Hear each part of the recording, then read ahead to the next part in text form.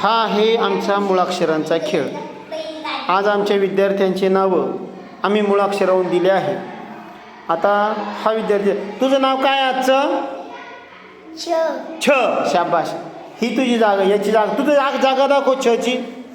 हा कस काय बसला तुझ्या जागेवर? हां, ही तुझी जागा, जागेवर बस. तर आज याचं नाव छ आहे. हां, तुझं नाव काय आज? क. शाबाश. आजीचं नाव क आहे. सर्व विद्यार्थीला क म्हणणार आणि क ची ओळख पूर्ण विद्यार्थ्याची होणार. तुझं नाव काय आहे? ट. कुठे आहे तुझं नाव? दाखव.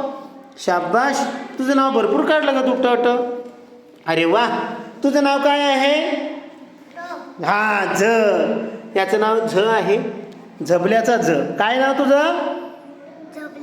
हा, शाबाश.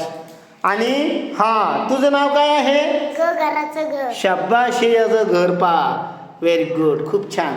आता तुला हा काय नावानं हाका मारणार? काय नावानं हाका मारणार तुला हा? हा, घ. ए घ. अरे इकडे ये घ. हा, ग उभा राहा रे ग. हे बा, आता हा ग नावाचा विद्यार्थी उभा राहिला. आता हा ग ची प्रॅक्टिस करणार आणि याची प्रॅक्टिस ग ची झाली की मग याच्या मित्राची तो प्रॅक्टिस करणार. मग तुझ्या मित्राचं नाव काय आहे? सांग बरं, तुझ्या मित्राचं नाव काय आहे? सांग.